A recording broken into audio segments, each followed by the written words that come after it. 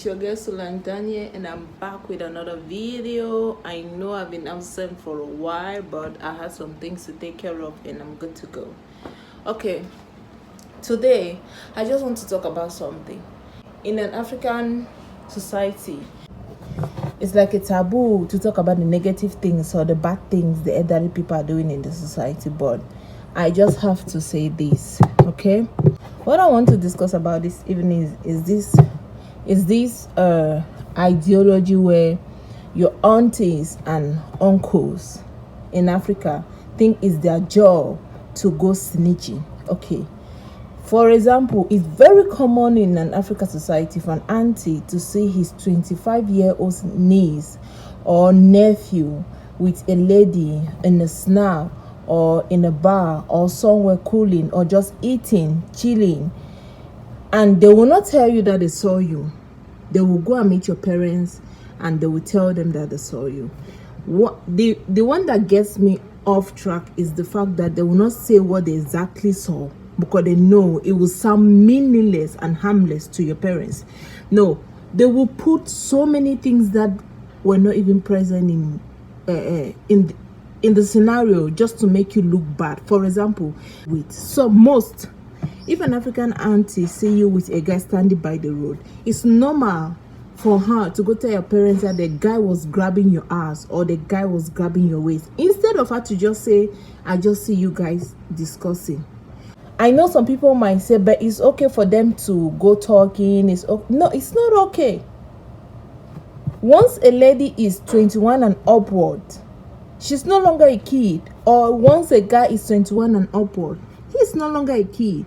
It's actually wrong to go painting your nieces and nephews bad just because you want to look righteous in the eyes of your sister or your brothers. And it paints a bad image of that child to her parents. And if that child have a parent where they listen to gossip, they believe outsider more than what their own child is telling them, those parents will absorb what the auntie or uncle said, and they will take it in and they will start hurting that child. And what the auntie is doing is just to tell your parents to go attacking you. And the worst is that in so many scenarios, the child try explaining to her parents that no, we were just standing. No, it's an old classmate.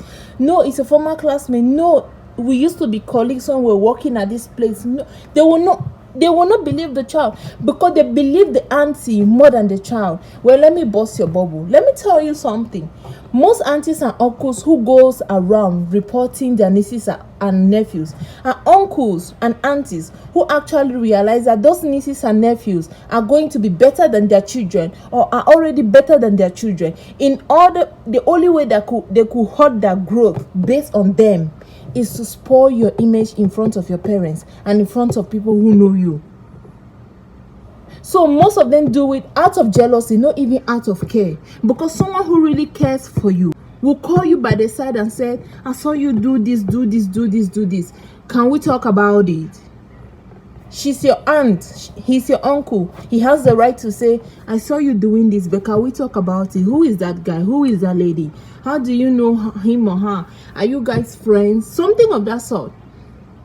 But most aunties and uncles in Africa take the idea of people just being friends and turn the image of their nephews and nieces into demons in the eyes of their parents.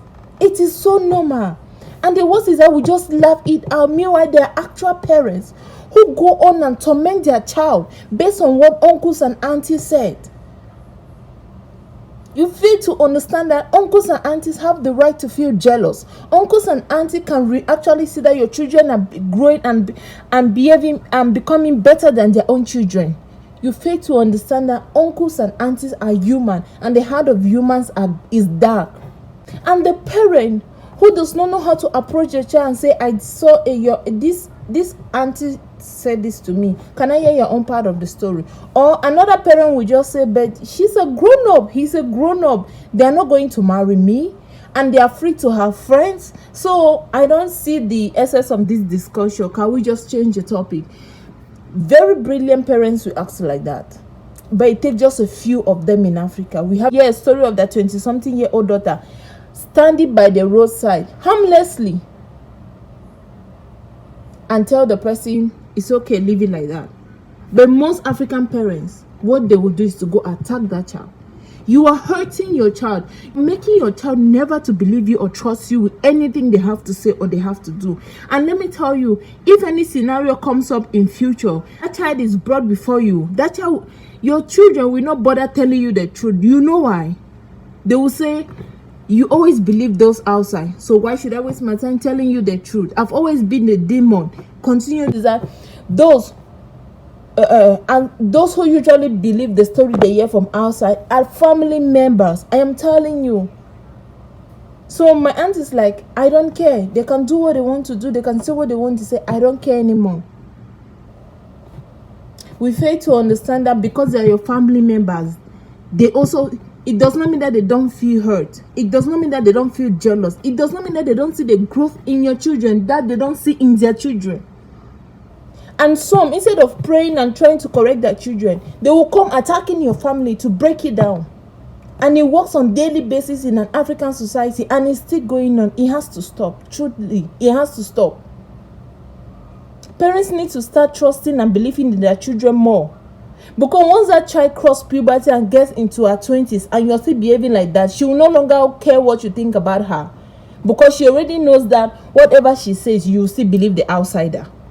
So when people come talking, she'll be like, it's okay, I don't care anymore. You permanently lost the trust of that child for life. She will never trust you to tell you anything. She will never trust you to even stick up for her. She will always know that I know I have parents, but I always have to stick up for myself. Because they will not. I was not angry. That's just the tone of my voice. I hope you get the essence of this message. And bye. Don't forget to like, comment, and subscribe, okay?